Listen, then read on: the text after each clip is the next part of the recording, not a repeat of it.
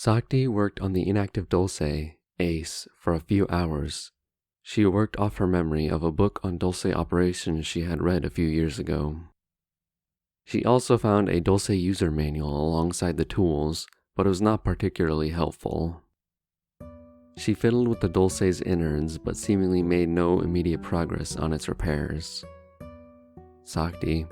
It seems like Ace is on its last legs, but still not completely broken. Still, even I can tell this thing is busted up bad. It seems like the processor, which is like the Dulce's brain, has significant wear.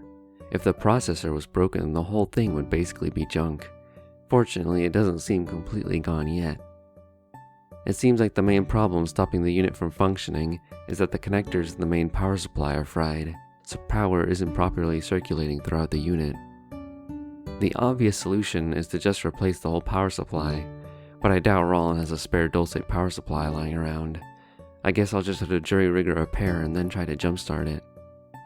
Given the amount of internal damage, it'll probably be a difficult repair, but at least it'll make for a good distraction. Eventually, Roland came by and looked in from the cargo hold entrance. Roland. Hey kid, how's it going? Sakti. It's going alright. I think I may be able to fix it temporarily. That is, assuming you don't have a spare Dulce power supply lying around. Roland. Nope, afraid not. Sakti. Well, I might be able to do some basic repairs and jumpstart the power supply, but it'd probably be better to have a professional look at it once we get back on land. That said, it might be more expensive than it's worth considering the overall condition of the unit. I doubt a complete professional repair would be cheap. Roland. Don't worry about it.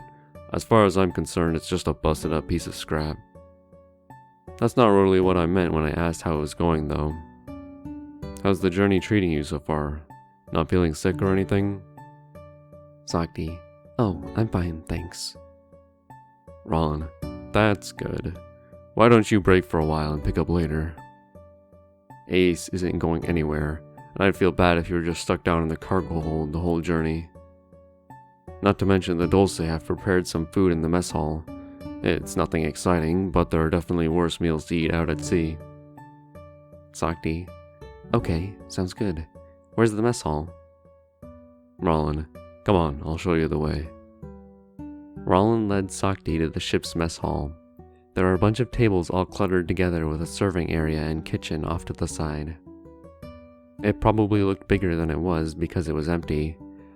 With just her, Roland, and the two Dulce to occupy what was clearly intended for at least 100 people, there was an eerie, lonely atmosphere. Roland. Well, this is it. Go ahead and sit anywhere you like. The Dulce will get you anything you need from what we have. I'm going back to the bridge. Sakti. You're not gonna eat? Roland. If you must know, I prefer to eat alone. Sakti. Oh, okay. Roland departed. Sakti took a seat nearby, and after a short while, Cal brought a big pot of stew and set it out on the table. Ben followed close behind with other miscellaneous dining necessities. Cal served the food. Cal. Excuse the captain. He meant no offense by not desiring to partake a meal with you. The captain may seem cold, but that is just his usual demeanor. He is a rather closed person, especially around non-Hafon. Sakti. Oh, yeah, no worries. It's not a big deal. Sakti ate the stew. Sakti.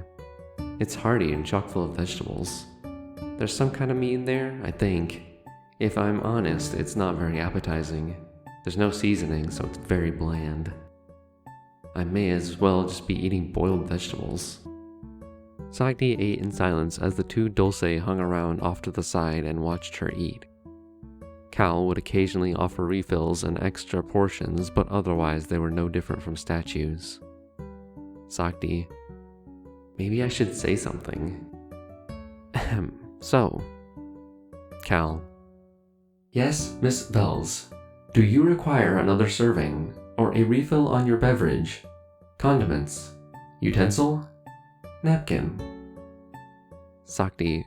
No, I'm fine. I was just wondering, what's going on with you two? Cal, if you are inquiring about the status of these 2 units, they are currently on standby in the mess hall to provide any assistance that might be required during a meal. Sakti, that's not quite what I meant. I mean, how are you 2 doing? What are you 2 thinking about? Cal, Miss Vels, it appears as though you are trying to make conversation with these units. It should be noted that these units are not equipped with companionship modules. You may find conversation abilities subpar. These units excel at answering specific queries and resolving defined tasks, not making idle conversation. Sakti, oh, I see. My mistake. Cal, that said, if you have a specific query in mind, these units may be able to better accommodate your desire for conversation. Do you have a specific query in mind? Sakti, what should I ask the Dulce about? Tell me about Rollin. Cal, any queries regarding the captain should be directed toward the captain. These units are not acquainted with the captain on a personal level. Sakti, well, that's okay. You 2 have worked with him for a few years, right? I'm sure you must have something to say about him. It doesn't have to be very personal, I just want to know more about him. Basically, all I know now is his service record and that he seems to be a pretty heavy drinker. Cal, affirmative. This unit will attempt to describe the captain in an adequate manner that may be informative to you. The captain is an exceptional sailor and is well versed in sea travel. The captain served under the water goddess during the First War, from which he accumulated much of his knowledge. Sakti, wait, did you say the water goddess? Cal, affirmative. Sakti, Roland served the water goddess? Runin? Perhaps I should ask him more about his service later. He might be able to tell me more about Runin than what I can learn from Iskir's books. Cal, Miss Vels? Sakti, sorry. Please continue. What else can you tell me about Rollin? Cal, the captain's half-on bloodline is quite rare, and has gifted the captain with well above average physical abilities compared to other half-on. In the past, the captain has killed several monsters that could be considered extremely dangerous. That said, the captain would unlikely be able to do so now. Sakti, why not? Cal, this unit infers that such monsters were killed a long time ago when the captain was much younger. He now also indulges in several unhealthy habits. The captain's alcohol consumption is well above average. His work efficiency is decreased by approximately 80% while heavily intoxicated. He is also a smoker, which is detrimental to his health. He smokes frequently throughout the day. The captain, by his own admission, is also not very active these days. He also does not consume a healthy diet. Sakti, that's very nice to know. Are you his doctor or something? Cal, negative. These units are equipped with several basic medical functionalities. The captain has not been to a licensed doctor in approximately 300 years, by his own estimate, which is well past the suggested annual checkup for his species. Note, the captain has disabled all non-emergency medical-related warnings from these units. Sakti, well, what else can you tell me about him? What does he do besides drink? Cal, not much.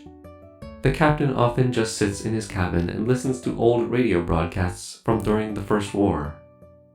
Sakti, radio broadcasts? About what? Cal, unknown. These units are not allowed onto the bridge unless ordered, and therefore have never been in proximity to hear the broadcasts clearly in their entirety.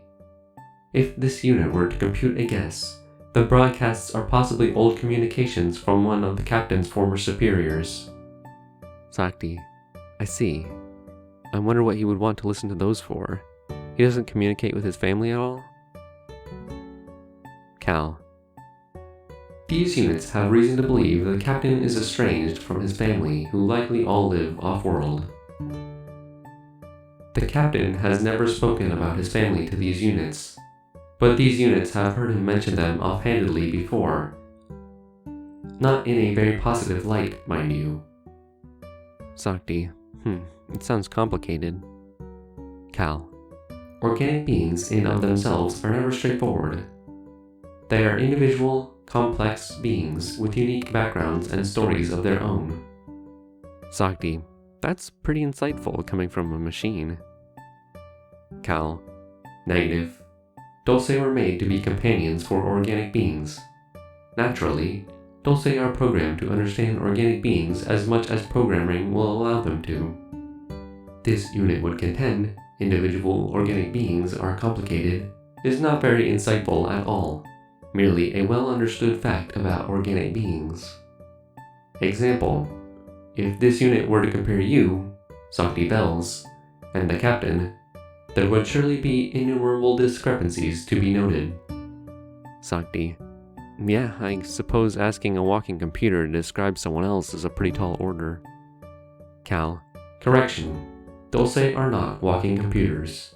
Regardless, this unit must reiterate that the captain does not talk to these units in detail. The captain sees these units as tools, nothing more. Talking to the captain himself would be a much more prudent endeavor should you desire to know more about him. Sakti, I'll keep that in mind. Cal, are you finished with your meal, Miss Fells? Sakti, yeah, I'm done.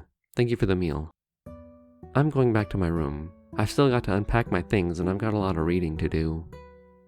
Oh, also, drop the Miss Vels, please. It sounds stuffy. Just Sakti is fine. Cal, affirmative. Seek these units out if you require anything. Sakti. Sakti returned to her room and finally got around to unpacking her things. She didn't bring much with her in the first place, so it didn't take long. She had a few changes of clothes, her gun, and some of Iskir's books. Sakti looked at the hatchet buried at the bottom of the suitcase. Sakti, I said I would bring it, but I don't feel comfortable having it around. There's something strange about it. There's an ominous aura emanating from it that I can feel in my chest. I'll stay away from it, but if an emergency comes up, I'll consider using it. Sakti put the hatchet aside and made sure to lock it back up in her suitcase when she finished unpacking her things. Sakti, 2 more days until we reach the maelstrom. I'll have to come up with productive ways to stay busy until then. It's a given that I'll work on Ace as much as I can. I also need to finish reading all these books that I took from Iskir's office. Tomorrow I should probably also see if Rollin needs any help around the ship. He said he didn't need me to do anything, but still, there's no harm in double checking. I'd feel bad if I didn't help around the ship at all. If he doesn't give me anything to do, maybe I can just go straight to the Dulce and see if they need any help, considering they always look busy with something. At any rate, it's getting pretty late now. I suppose I'll get a bit of reading done and then head off to bed. I'll worry about tomorrow when tomorrow comes. Sakti read for a couple hours and then went to sleep, although not for long. The swaying, heaving, and creaking of the ship kept her awake. Sometimes the patter of feet and mechanical churning of the Dulce could be heard in the halls outside. Worst of all, the ship would, without warning, fire off its guns in the middle of the night, which would startle her awake. The guns went off at least over a dozen times over the span of a few hours. It was annoying and concerning, but mostly just annoying. Sakti figured if it was something she was needed for, like monsters, Rollin would have retrieved her. She mostly just wanted to stay in bed and get enough sleep, though. She made it to the next morning, somewhat sleep-deprived. Sakti got up, did her usual morning rituals, and then went up to the deck to see how things were going with Rollin and perhaps issue a complaint.